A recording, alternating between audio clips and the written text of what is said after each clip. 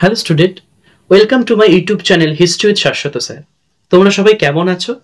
আশা করছি তোমরা সবাই খুব ভালো আছো এবং মন দিয়ে পড়াশোনা করছো। আমাদের আজকের আলোচনার মূল বিষয়বস্তু হলো 1757 খ্রিস্টাব্দে ভারতের ইতিহাসে সংগঠিত পলাশীর যুদ্ধ, ভারতের ইতিহাসে পলাশীর যুদ্ধের প্রভাব এবং বাংলার নবাব সিরাজউদ্দৌলার পতন।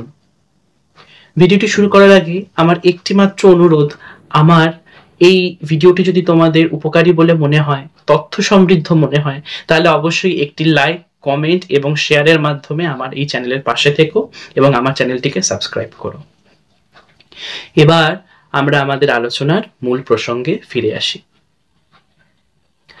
পলাশীর যুদ্ধ শুধুমাত্র যে বাংলার ইতিহাসেই গুরুত্বপূর্ণ এ কথা বলা ভুল।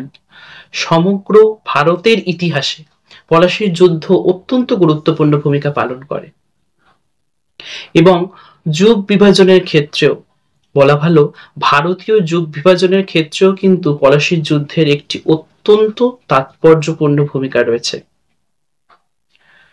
তরুণ নবাব সিরাজউদ্দৌলা যখন বাংলা সিংহাসন আরোহণ করেন, তখন তার সামনে বিশেষ কিছু সমস্যার সৃষ্টি হয়েছিল।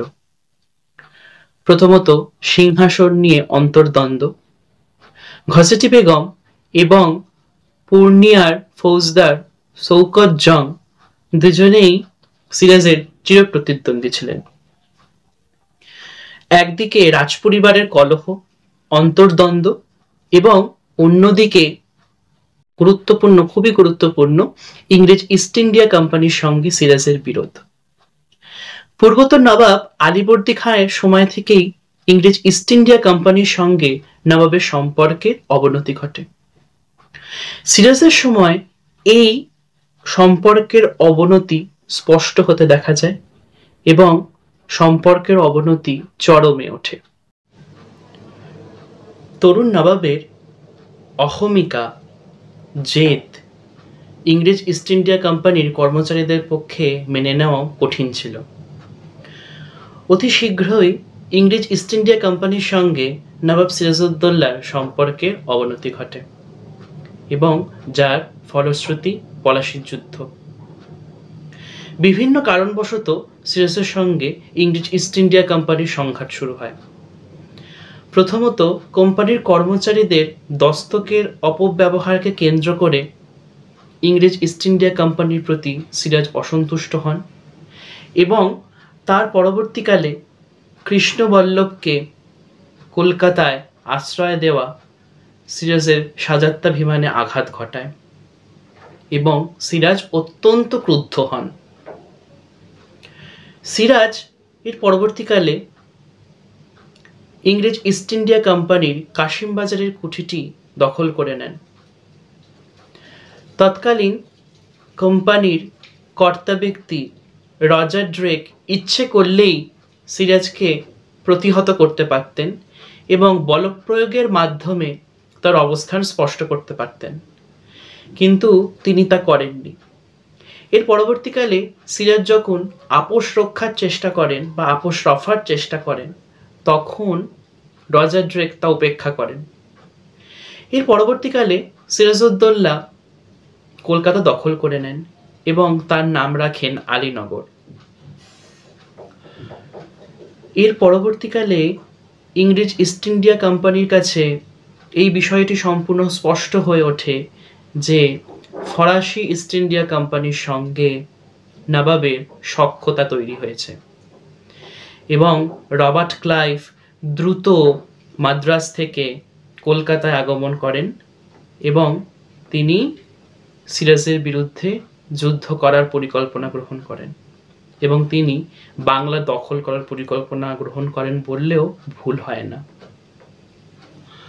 সিরাজের প্রতি তার সভাসদেরাও কিন্তু যথেষ্ট অসন্তুষ্ট ছিলেন।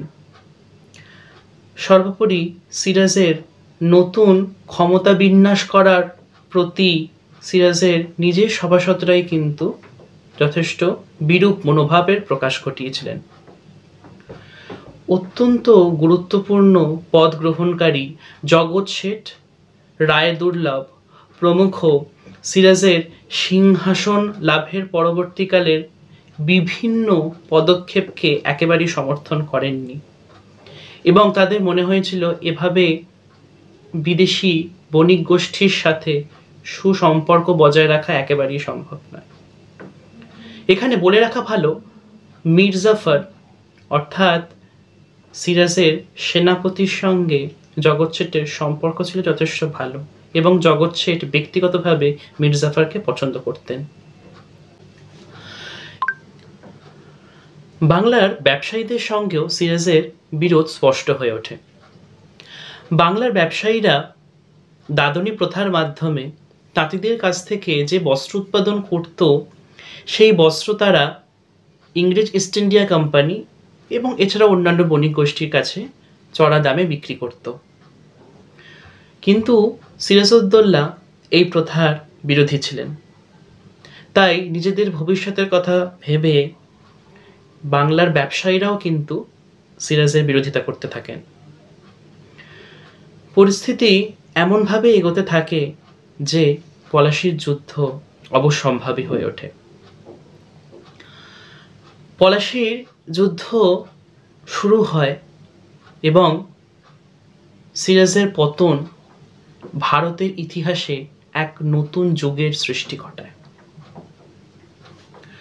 পলাশীর যুদ্ধে সিরাজ পরাজিত হন এবং তার মৃত্যু ঘটলে কোম্পানি মীর জাফরকে সিংহাসনে অধিষ্ঠিত করেন। মীর জাফর সিংহাসন আরোহণ করার পর বাংলায় শুরু হয় চরম দুর্দিন।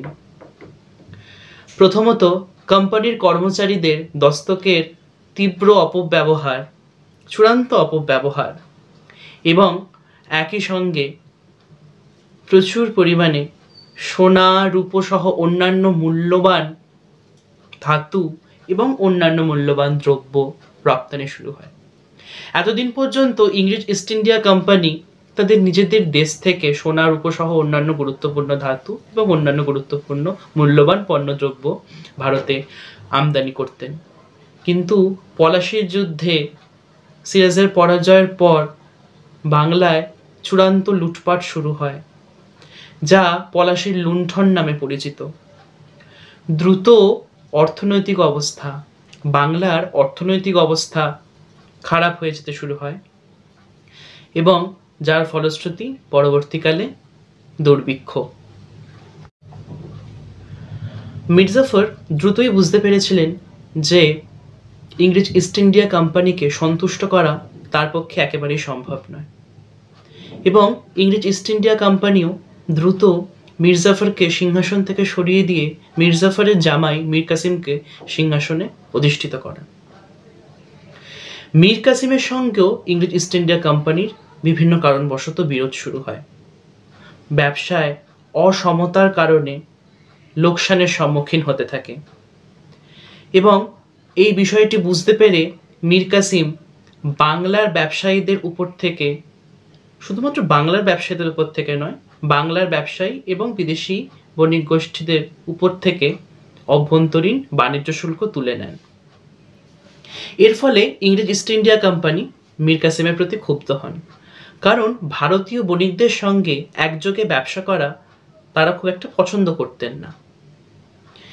এর পরবর্তীকালে তারা মীর কাসিমকে পুনরায় সিংহাসন থেকে সরিয়ে দেন এবং সিংহাসন থেকে সরিয়ে দেওয়ার পর পুনরায় মীর জাফরকে সিংহাসনে রাজা বা নবাব পদে অধিষ্ঠিত করেন। এবার মীর জাফর কোম্পানির হাতের পুতুলে পরিণত হন। কোম্পানির হাতে থাকে রাজনৈতিক ক্ষমতাহীন অর্থনৈতিক ক্ষমতা এবং নবাবের হাতে থাকে অর্থনৈতিক ক্ষমতাহীন রাজনৈতিক ক্ষমতা, যা ইতিহাসে দ্বৈত শাসন ব্যবস্থা নামে পরিচিত। এভাবেই পলাশীর যুদ্ধে সিরাজের পরাজয়ের ফলে বাংলার ইতিহাসে ইংরেজ ইস্ট ইন্ডিয়া কোম্পানির রাজনৈতিক আধিপত্য শুরু হয় এবং আমরা পরবর্তীকালে লক্ষ্য করব কিভাবে ভারতীয় বিভিন্ন দেশীয় রাজ্যগুলিতে ইংরেজ ইস্ট ইন্ডিয়া কোম্পানি তাদের রাজনৈতিক আধিপত্য বিস্তার ঘটিয়েছিল। আমাদের আজকের আলোচনা এখানেই সমাপ্ত হচ্ছে। আমার এই আলোচনা যদি তোমাদের ভালো লাগে অবশ্যই কমেন্ট সেকশনে জানিও, এবং কোনো প্রশ্নের যদি কোনো উদ্রেক হয় তোমাদের মনে তাহলে সেটিও অবশ্যই জানিও।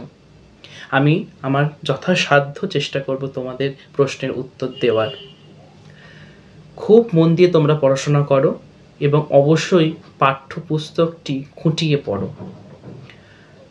আবার অতি শীঘ্রই অন্য কোনো বিষয়ভিত্তিক আলোচনা নিয়ে তোমাদের সঙ্গে দেখা হতে চলেছে।